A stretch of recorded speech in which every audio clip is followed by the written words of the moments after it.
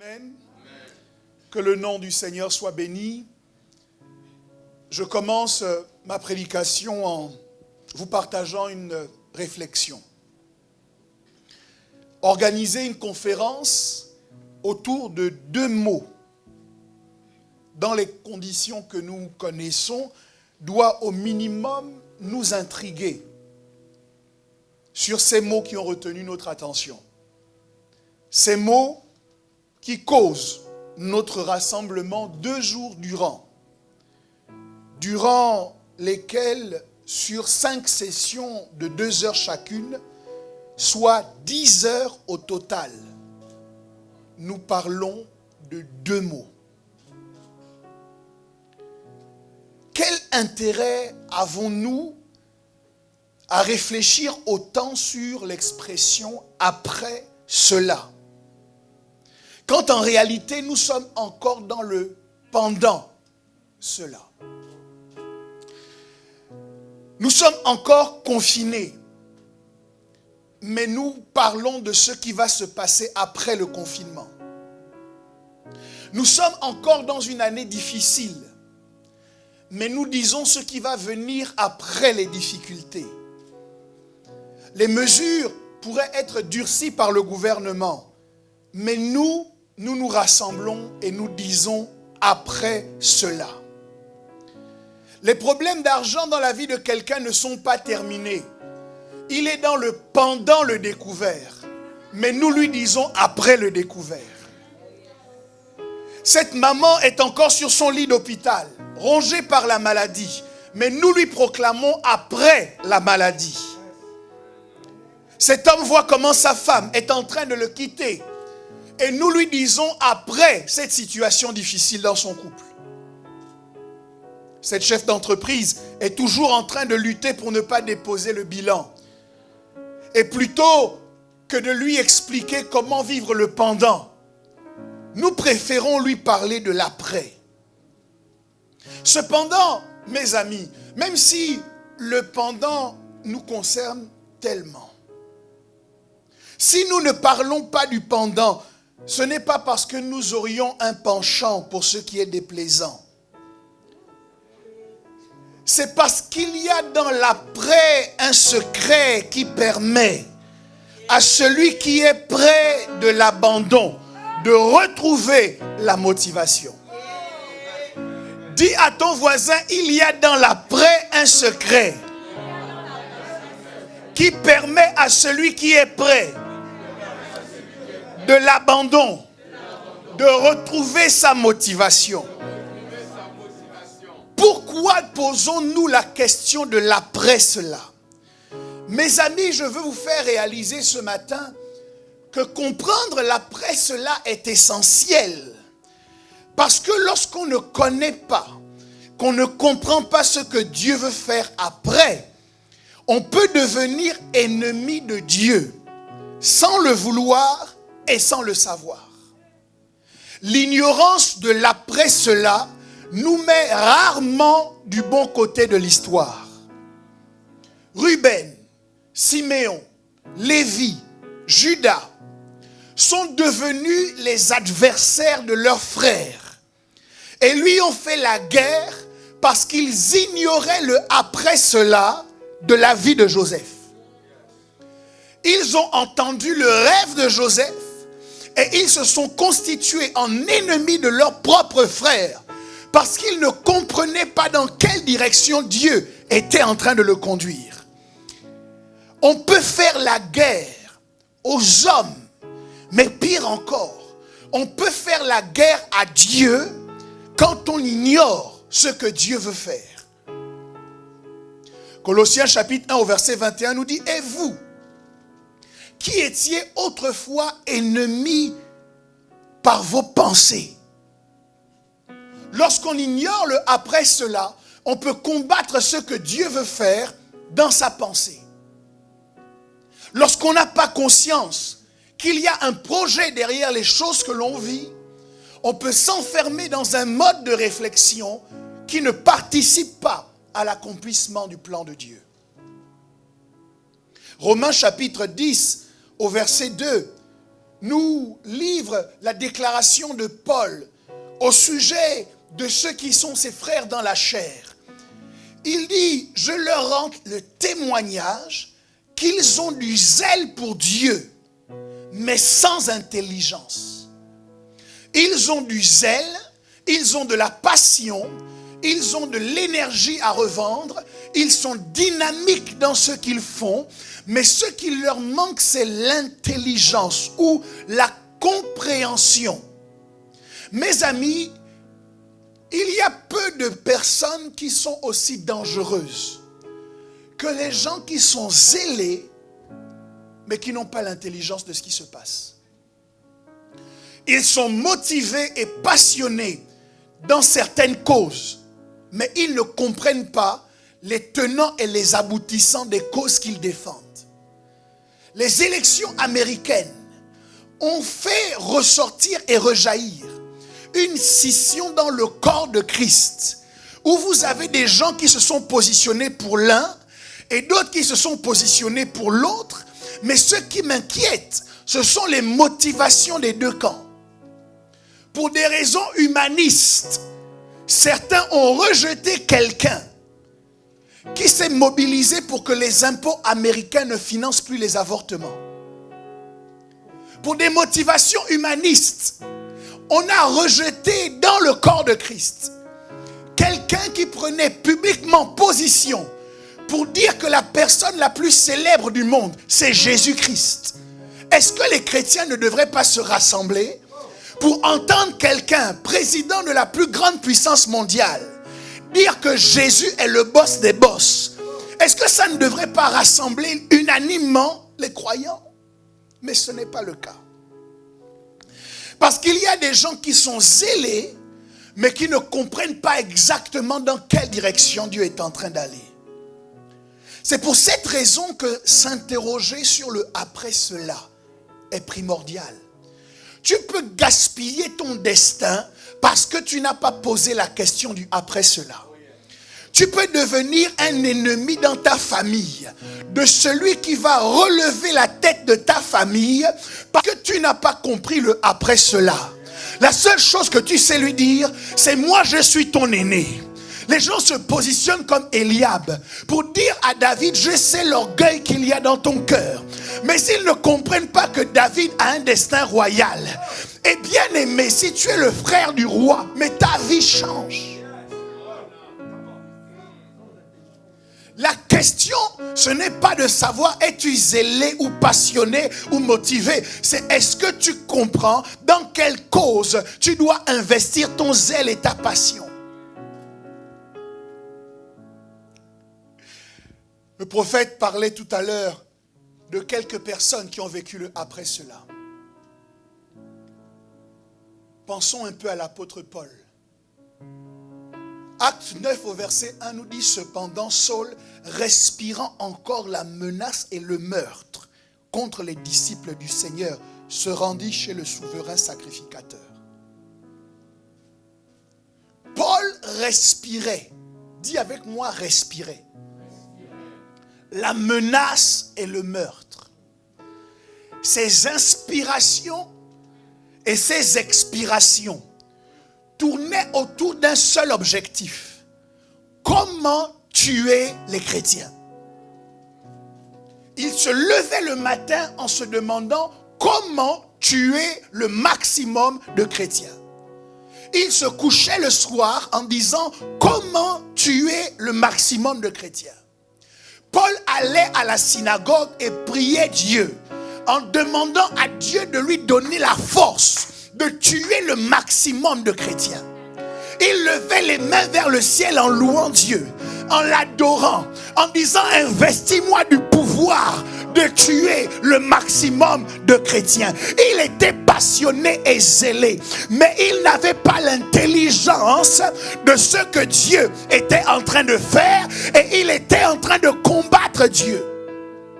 Voilà pourquoi sur la route de Damas, quand Jésus l'arrête et que Jésus lui dit, pourquoi tu me persécutes?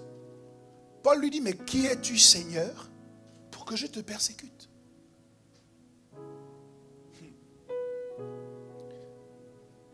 Tu dois comprendre le après cela. Tu dois t'intéresser au après cela. Sinon, tu peux poser des actions aujourd'hui qui vont affecter négativement ce que tu dois vivre demain. Dis à ton voisin, tu dois comprendre le après cela. Paul, persécuteur de l'Église, pensait servir Dieu. Les Juifs qui persécutaient les chrétiens pensaient qu'ils faisaient bien.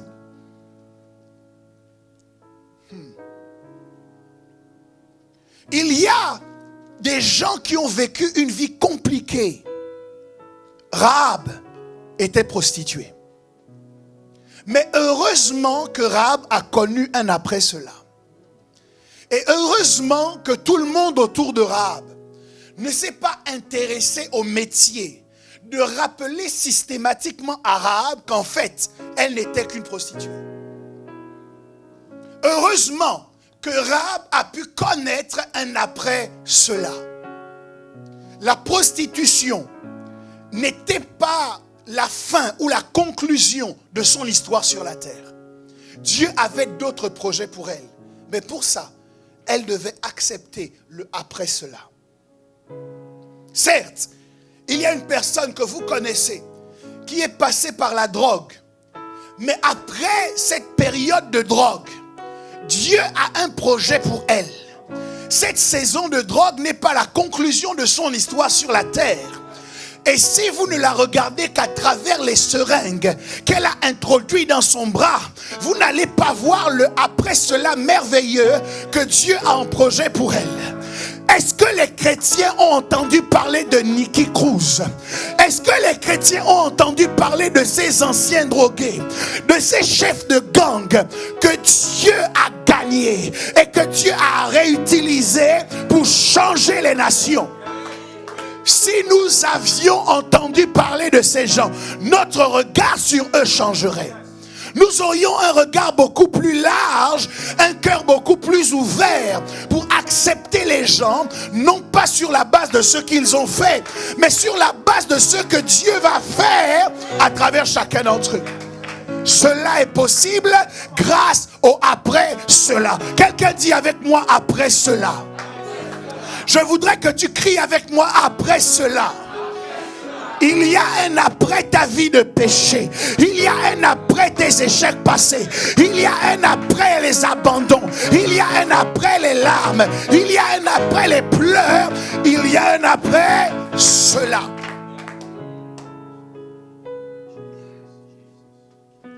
Nous avons tous un avant. Mais les hommes ne nous reconnaissent pas toujours la légitimité d'un après. Ces expressions que vous avez déjà entendues, où l'on dit, mais c'est pas lui qui avait, c'est pas elle qui était. Sont des expressions consacrées pour nier aux gens la possibilité de changer. Mais que serait le message de l'évangile s'il n'y avait pas la possibilité de changer? Le Jésus que nous prêchons est un Jésus qui change les vies. Le Jésus que nous prêchons est un Jésus qui réécrit l'histoire des gens. Le Jésus que nous prêchons est un Jésus qui transforme l'existence. Nous ne pouvons pas prêcher un Jésus qui est là uniquement pour constater le passé. Chrétiens, soyons comme Jésus. Dis à ton voisin, il y a un après cela. Le après cela sur lequel je veux me concentrer, c'est celui qui se trouve en Joël 2, 28. Après cela, je répandrai mon esprit sur toute chair. Vos fils et vos filles prophétiseront. Vos vieillards auront des songes et vos jeunes gens des visions.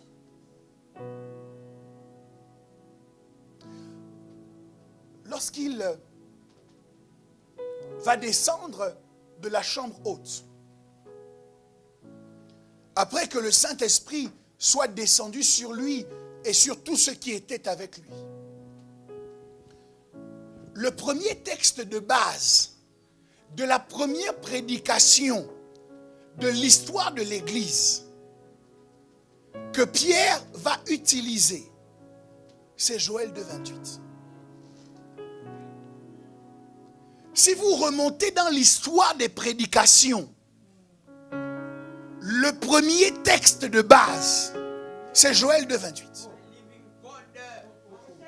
Alors que tout le monde est en train de le regarder, en disant, il est certainement ivre de vin.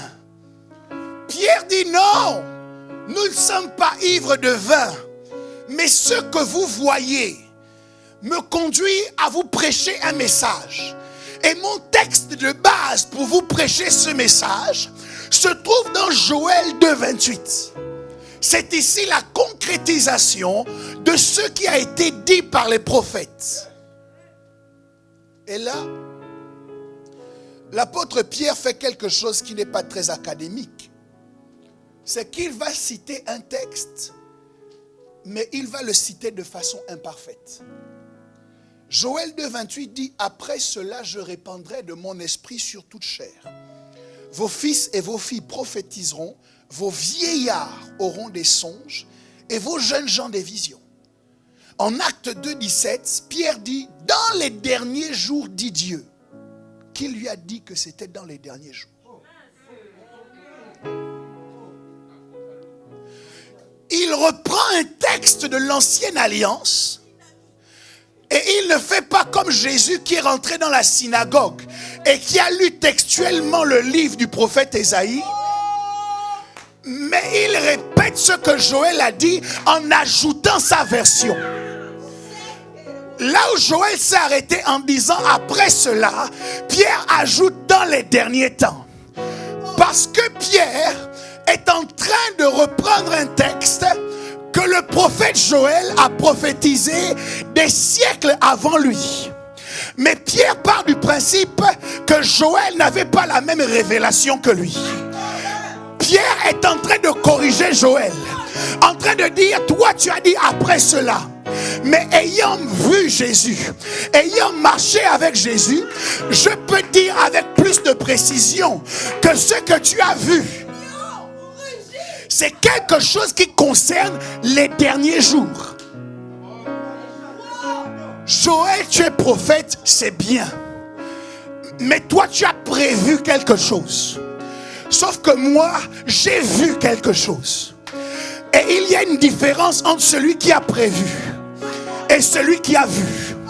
Les deux ne peuvent pas avoir le même langage.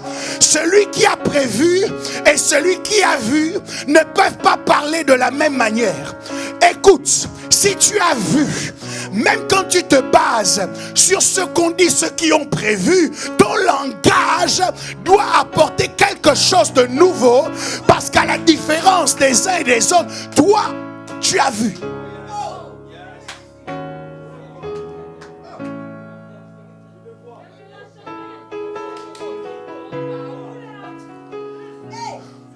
Dis avec moi dans les derniers jours. Dis avec moi dans les derniers jours. Mais la modification induite par Pierre ne s'arrête pas là. Joël avait dit, vos fils et vos filles prophétiseront. Vos vieillards auront des songes. Et vos jeunes gens des visions. Pierre dit, vos fils et vos filles prophétiseront. Normalement, à la suite, sur la base de Joël 2,28, il aurait dû continuer en disant vos vieillards. Mais Pierre va remplacer les vieillards. Et au lieu de mettre les vieillards en seconde position, comme dans Joël, Pierre choisit de parler en seconde position, non pas des vieillards, mais des jeunes gens. Il dit, vos fils et vos filles prophétiseront, vos jeunes gens auront des visions, et il met les vieillards en troisième position, et il dit, vos vieillards auront des songes.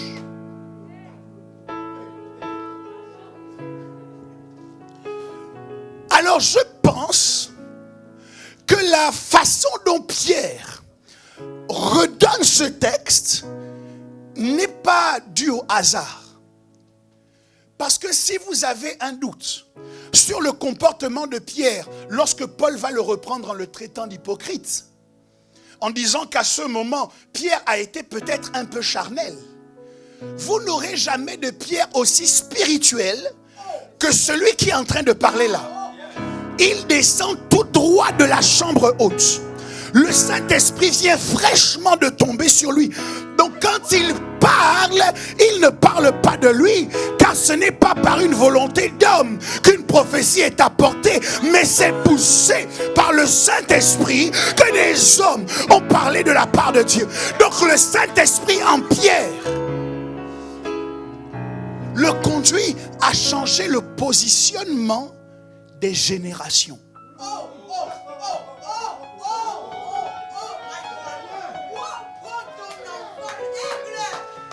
Là où Joël avait dit, c'est d'abord les fils et les filles, ensuite c'est les vieillards, et ensuite c'est les jeunes gens.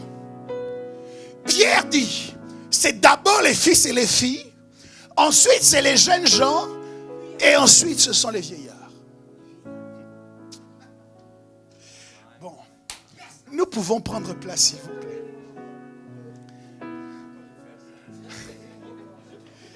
Je vous parlerai des générations un peu plus tard.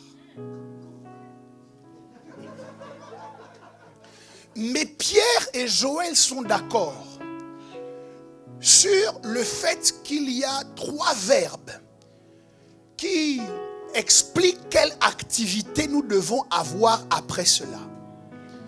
Joël et Pierre sont d'accord pour dire qu'après cela, il y a 3 choses qui doivent se faire. Après cela, tu dois prophétiser. Après cela, tu dois visionner.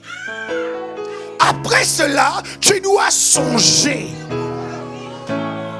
Après cela, il y a 3 verbes que tu dois conjuguer au présent de l'indicatif. Quelqu'un doit dire après cela, je prophétise. Après cela, je visionne. Après cela, je songe. La première chose à prendre en considération ici, c'est que pour voir, il faut d'abord prophétiser. Avant de voir, tu dois d'abord déclarer ce que tu veux voir. C'est le mode de fonctionnement de Dieu qui ne fait rien sans avoir averti ses serviteurs les prophètes. Dans le but que les prophètes déclarent et qu'ensuite on puisse voir. Les hommes spirituels sont habitués à parler d'abord pour manifester ensuite. Les hommes charnels veulent voir d'abord et ensuite commenter ce qu'ils voient. Mais tu n'es pas spirituel lorsque tu n'es qu'un commentateur de ce qui est sous tes yeux. Tu es spirituel lorsque tu vois le pendant cela. Et que tu parles le après cela. Est-ce que je parle à quelqu'un aujourd'hui? Tu ne peux pas voir le après. C'est peut-être à cause de cela que tu dures autant dans le pendant. Parce que le moyen d'enfanter le après, c'est de parler pendant le pendant. Il était dit que le Fils de Dieu devait venir sur la terre. Mais tant qu'il n'y avait pas quelqu'un, pendant le temps de silence de Dieu, qui a brisé l'atmosphère prophétique en la personne de Jean le Baptiste, pour dire, aplanissez les sentiers, que les vallées soient exaucées, que les montagnes soient abaissées. Voici l'agneau de Dieu qui ôte le péché du monde, n'aurait pas pu être déclaré s'il n'avait pas dit au préalable, préparez le chemin du retour de Dieu. Il fallait préparer pour pouvoir dire, voici. Il y a des choses que tu veux vivre. Maintenant, je t'interroge de façon pratique. Depuis que tu es dans le pendant, qu'est-ce que tu as dit? Il ne faut pas que la prédication soit éthérée. J'ai besoin que ce soit aussi quelque chose qu'on peut mettre en pratique. Je demande à un enfant de Dieu, depuis que tu souffres cette souffrance, qu'est-ce que tu as dit? Nous utilisons régulièrement notre bouche pour dire ce que nous vivons au lieu de dire ce que nous vivrons. Or, la Bible te dit, après cela, tu dois changer ton langage et commencer à prophétiser avant de voir. Prophétise ton emploi qui te permet que tu vas signer. Prophétise la promotion sur ton lieu de travail. Prophétise ton mariage. Prophétise ton ministère. Prophétise la croissance de l'église. Prophétise l'acquisition d'une maison. Prophétise.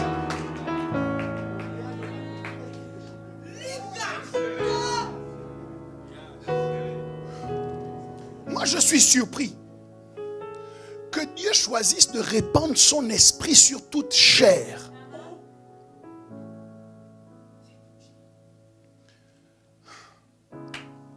Et il ne dit pas pour faire lever les paralytiques. Il ne dit pas pour ouvrir les yeux des aveugles. Il dit, je répandrai mon esprit sur toute chair afin que premièrement les gens prophétisent. Les signes et les prodiges que l'Église veut voir doivent être des signes et des prodiges que l'Église prophétise. Je prophétise en France que des signes et des prodiges rares vont être constatés. Je prophétise des miracles dans les gares. Je prophétise dans nos entreprises les fusions de l'esprit. Je prophétise que le ciel de la France va commencer à présenter des images que les scientifiques ne pourront pas expliquer. Je prophétise le visage du Seigneur qui apparaît dans la voûte céleste. Je prophétise les gens saisis de l'esprit dans les rames de métro. Je prophétise les gens qui sont baptisés et qui parlent en langue dans le RER, là où toutes les voitures du RER sont contaminées par la puissance du Saint-Esprit. Église, tu es là afin de prophétiser.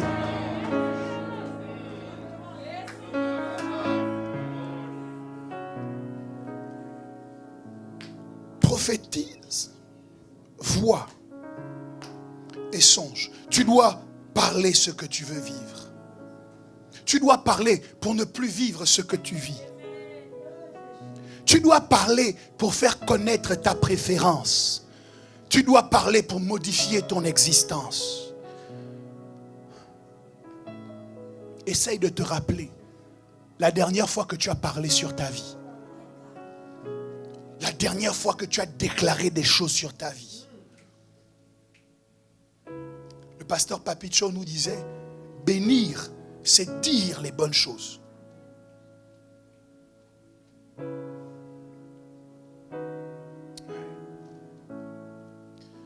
Le deuxième verbe que nous conjuguons dans le après cela, c'est le fait de voir.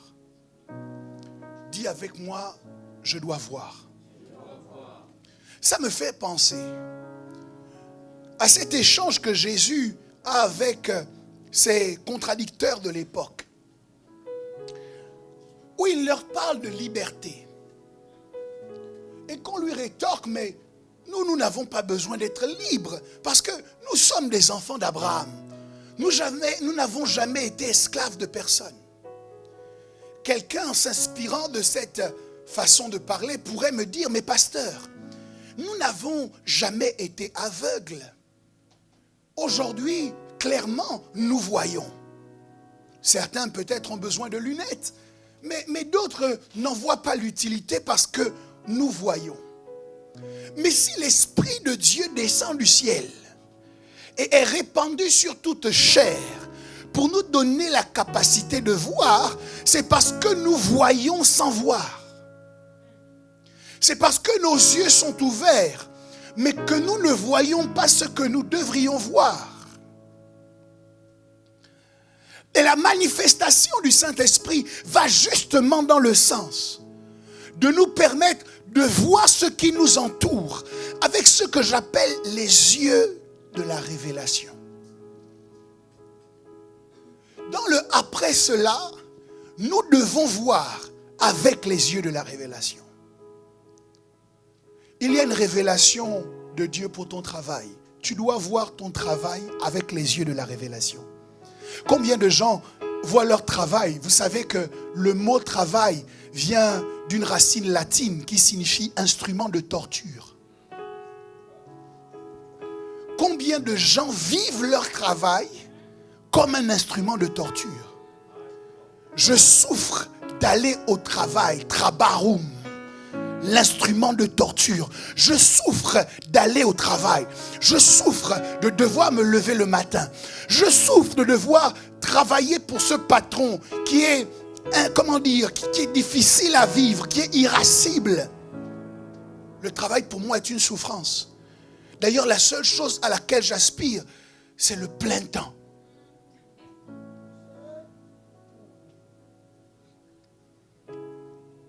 Si ton regard change et que tu vois ton travail avec les yeux de la révélation, tu verras ton travail comme un point de contact. Puisque la majorité des gens qui ont rencontré Jésus, ce sont des gens que Jésus a trouvés en train de travailler. Pierre n'était pas chez lui, assoupi, dormant, bâillant aux corneilles. Mais il était en train de laver les filets lorsque Jésus est venu à lui. Matthieu était en train de compter l'argent lorsque Jésus lui a dit, viens et suis-moi. Élisée était en train de labourer un champ lorsqu'Élie a jeté son manteau sur lui. Dieu voudrait que nous regardions nos activités professionnelles comme un point de contact avec des gens qui ne le connaissent pas. Le travail en lui-même n'est pas la finalité, il est le moyen.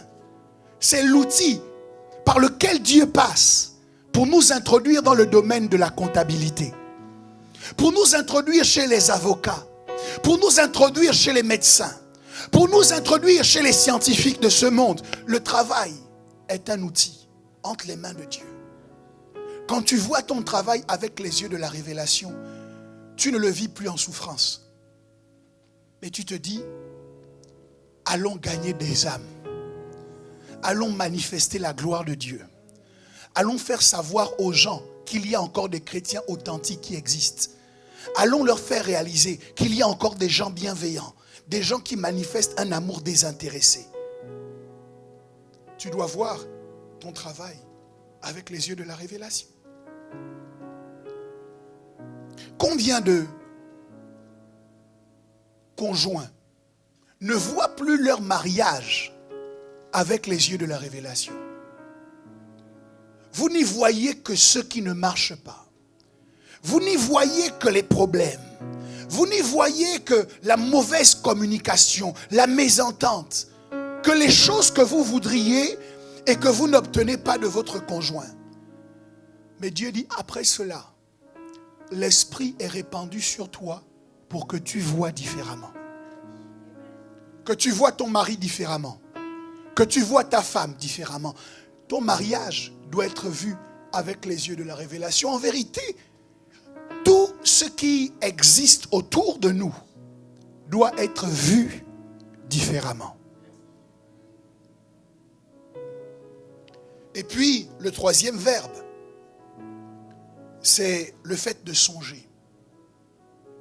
Vos vieillards auront des songes.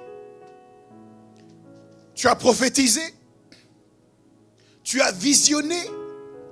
Dieu te dit également que tu dois rêver. Dis à ton voisin, tu dois rêver. Non, c'est un impératif. Dis à ton voisin, tu dois rêver. Retourne-toi vers un autre voisin, dis-lui, tu dois rêver.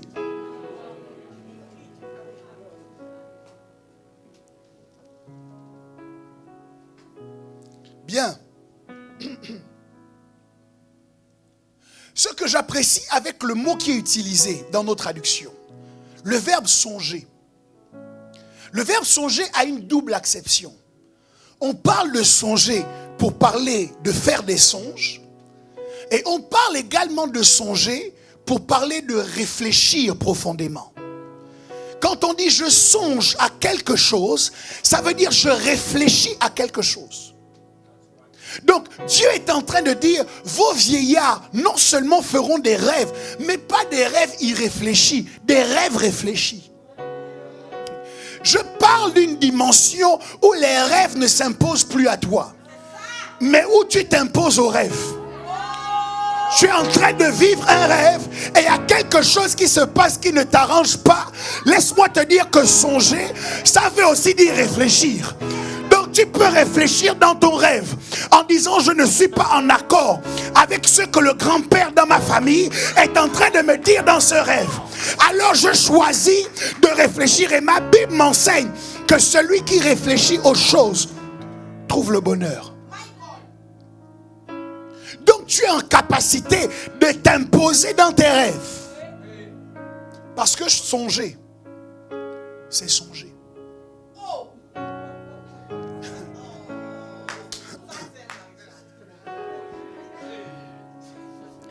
Maintenant, je suis intéressé à associer chacun des verbes que nous venons d'expliciter à la génération à laquelle ces verbes-là est associé. Ce verbe, chacun de ces verbes, chacune de ces actions est associée.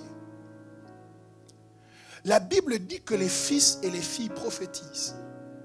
Et je crois que l'Église est restée dans Joël 2,28. Joël est prophète, Pierre est apôtre. Les apôtres et les prophètes ne fonctionnent pas de la même manière. Les prophètes voient des images et des symboles. Ils vivent dans un monde et ils font l'effort d'expliquer aux gens ce qu'ils ont vu dans ce monde. Mais souvent, ils échouent dans cet effort. Pourquoi?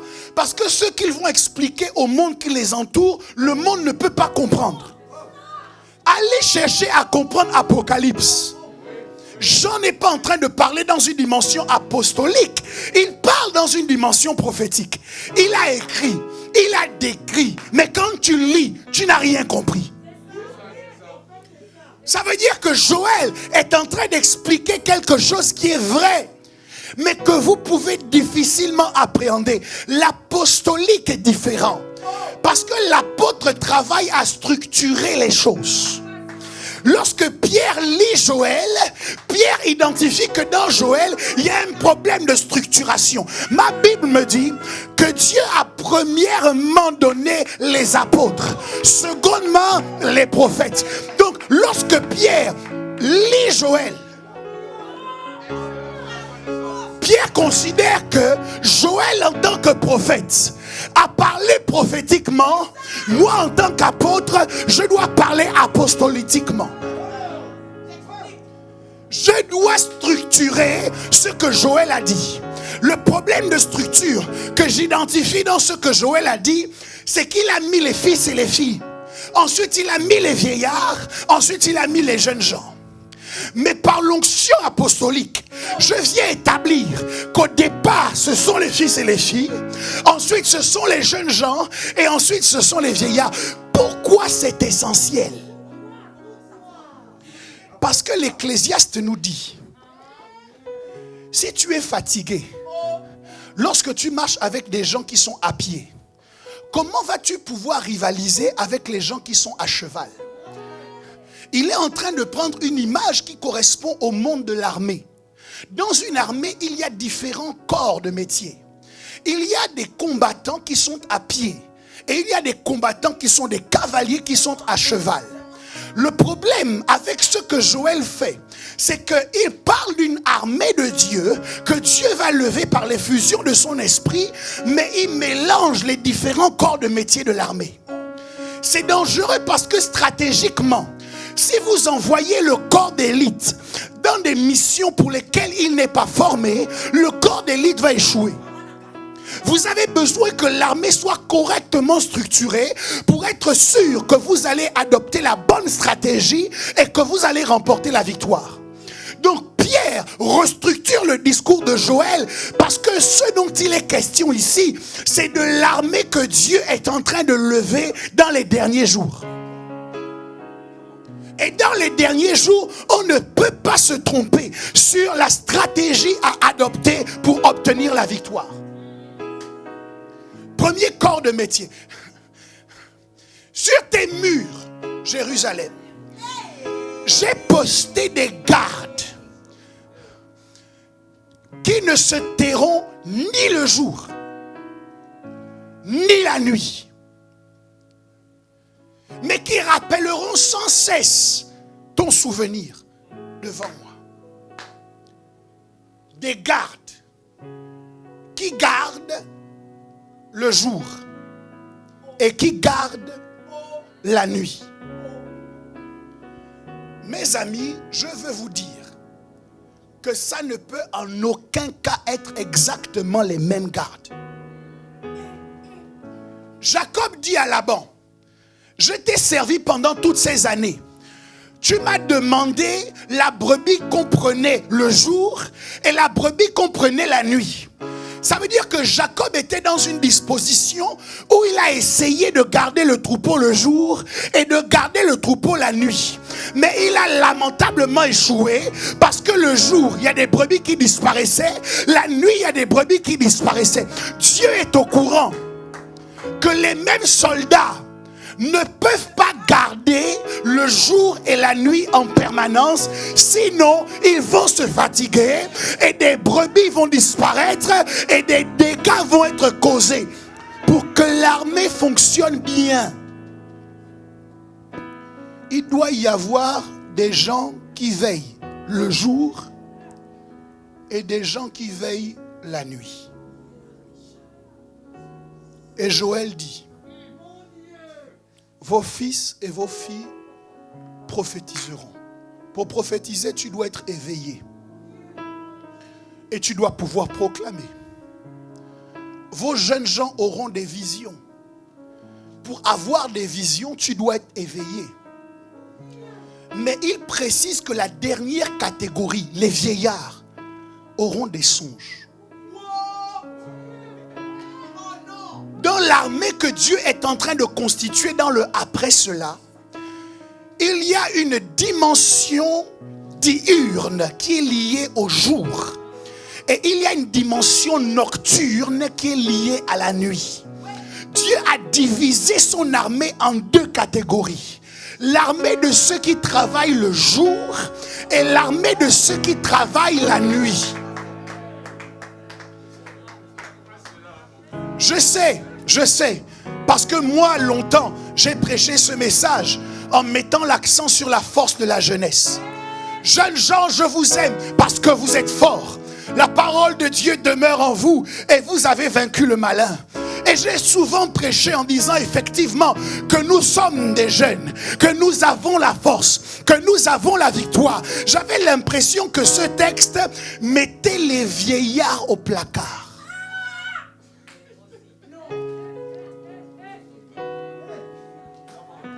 Les animaux sont des symboles que Dieu emploie pour parler de lui-même ou de ceux qui se confient en lui. Il parle du lion et il parle de l'aigle. Deutéronome 32 au verset 11 nous dit, pareil à l'aigle qui éveille sa couvée, voltige sur ses petits, déploie ses ailes, les prend, les porte sur ses plumes. Psaume 103 au verset 5 dit, c'est lui qui rassasie de bien ta vieillesse, qui te fait rajeunir comme l'aigle. Donc l'aigle est un symbole de rajeunissement. L'aigle est un symbole de la jeunesse. Ésaïe 40 au verset 31 dit, mais ceux qui se confient en l'Éternel renouvellent leur force. Ils prennent le vol comme les aigles. Ils courent et ne se lassent point. Ils marchent et ne se fatiguent point. Et nous disons avec grâce et avec puissance que nous sommes des aigles. Nous avons déjà parlé de la capacité que l'aigle a de voir extrêmement loin. Le seul problème, c'est qu'à la différence de plusieurs autres rapaces, l'aigle est un oiseau qui ne voit que le jour. Sa vision est fortement réduite dans la nuit. C'est la problématique des jeunes. Les jeunes ont l'onction de la vision. Ils sont forts lorsqu'ils voient. Ils ont besoin que la lumière soit allumée pour pouvoir accomplir des exploits. Ils ont besoin que la lumière soit allumée pour pouvoir agir avec fermeté. Sauf que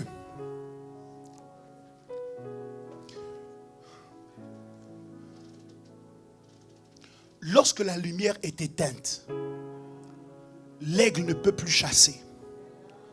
Lorsque la lumière est éteinte, le jeune commence à remettre en question son engagement. Lorsque la nuit tombe, le jeune commence à prendre peur. Lorsque la nuit tombe, le jeune ne sait plus comment s'orienter. Il était fort lorsque la lumière était allumée. Il est fort lorsque tout le monde le voit et le complimente. Mais lorsqu'il n'y a plus personne pour l'acclamer, le jeune commence à baisser en intensité. Il a l'onction de l'aigle. Il peut chasser le jour. Il peut prendre dans ses serres des proies dans la vallée. Il peut aller sur la montagne. Mais lorsque la nuit tombe, l'aigle est affaibli. Alors ce diable qui crée les aigles, parce qu'on lui a dit que les jeunes gens sont forts et que les jeunes gens l'ont vaincu, alors ce diable se bat pour éteindre la lumière. Il se bat pour fermer les opportunités. Il se bat pour t'empêcher de voir et de voir clair. Il se bat pour que tout autour de toi semble s'assombrir, semble s'obscurcir. Parce qu'il sait que pour être puissant, tu as besoin de voir et de voir clair. Mais c'est là que je peux vous parler du deuxième animal dont Dieu nous parle. Il s'agit du lion. Le lion rugit, qui ne serait effrayé? Dieu se fait appeler le lion de la tribu de Juda. Et malgré tous les documentaires animaliers qui montrent régulièrement les lions en train de chasser l'après-midi ou à certaines heures de la journée, je veux vous annoncer que les lions ont une vision nocturne extrêmement développée et que les lions chassent également la nuit. Lorsque tout le monde dort, lorsque les opportunités ont commencé à diminuer, lorsque ce n'est plus facile de se rassembler pour prier, lorsque ce n'est plus facile de se rassembler pour jeûner, lorsque c'est devenu difficile d'être chrétien et que les jeunes commencent à faiblir, il y a une deuxième portion de l'armée de Dieu que Dieu active, qu'on appelle les vieillards. Les vieillards n'ont pas besoin de beaucoup de lumière. Les jeunes cherchent la gloire. Les vieillards savent que la gloire des hommes n'emmène nulle part. Les jeunes ont encore des problèmes de destin. Ils veulent s'affirmer, ils veulent montrer, ils veulent démontrer, ils veulent prouver. Les vieillards ont déjà dépassé ça.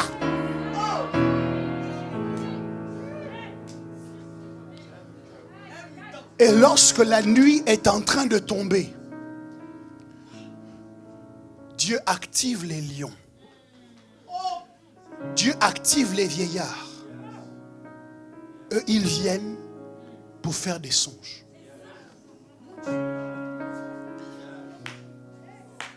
Physiquement, vous ne les voyez pas beaucoup faire. Physiquement, vous ne les voyez pas s'agiter. Mais lorsque la nuit est tombée, ce sont des gens qui réfléchissent aux rêves. Ce sont des gens qui réfléchissent à ce qu'il convient de faire.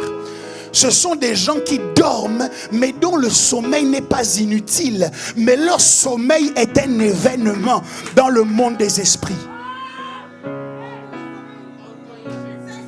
Si Adam n'avait pas dormi, Ève ne serait pas sortie.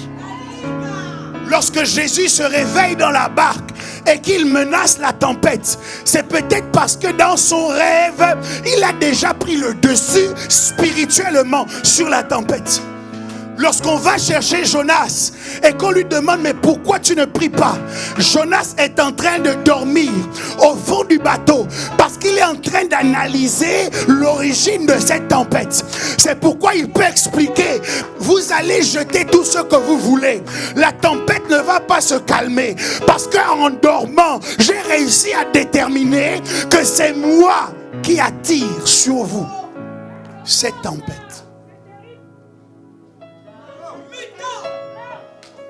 Dans le après cela, nous devons remettre chaque génération à sa place. Le Saint-Esprit n'est pas seulement venu pour les fils et les filles. Il n'est pas seulement venu pour les jeunes. Il est aussi venu pour les vieillards. D'ailleurs, lorsque Dieu a constitué son ciel et qu'il a déterminé ce qui devait représenter l'adoration permanente qu'on lui voue, Dieu n'a pas cherché des jeunes, mais Dieu a établi des anges comme les 24 vieillards qui se prosternent, jettent leur couronne.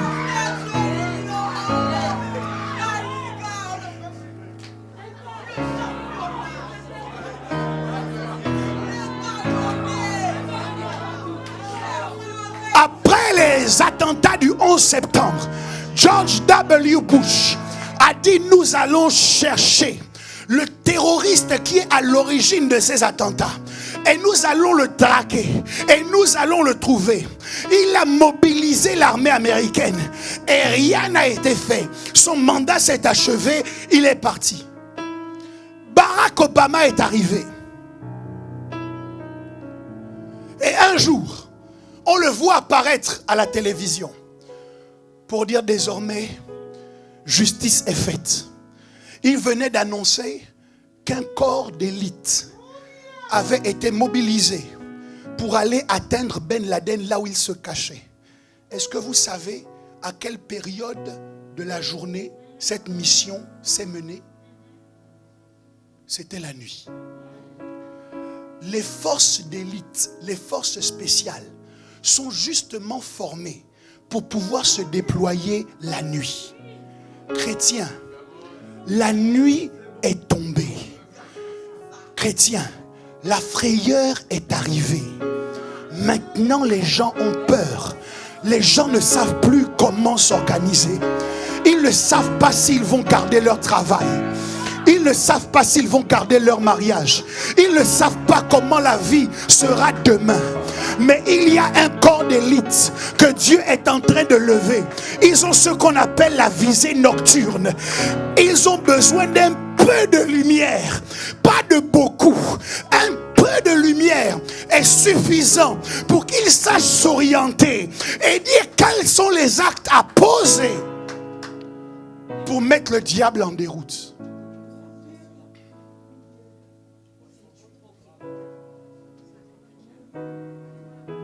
Quelqu'un me dira: mais pasteur, moi je suis jeune. Sauf que un des amis de Job a répondu: moi je croyais que la sagesse venait avec les années. Mais force est de constater qu'en l'homme, c'est l'esprit. Tu es jeune en âge et tu te dis: je suis faible. C'est normal parce que l'aigle a besoin de lumière pour être performant. Dieu dit: ok, il est possible d'opérer une mutation. Tu n'as pas assez d'années d'âge en termes d'âge, mais il y a un autre moyen de te rendre vieux. Comment? En te faisant vivre de plus en plus d'expériences. Parce que ce qui fait la différence entre le vieux et le jeune, c'est tout ce par quoi le vieux est passé. Est-ce que tu comprends maintenant pourquoi Dieu te fait passer par autant d'événements? Est-ce que tu comprends pourquoi Dieu te fait vivre tout ça? Dans ton petit temps de vie, tu as vécu des choses que des gens ne vivront pas en 10 vies différentes. Pourquoi? Parce que Dieu maintient ton corps jeune afin que tu aies la force de la jeunesse, mais en même temps, il développe ton esprit afin que tu aies l'expérience de la vieillesse.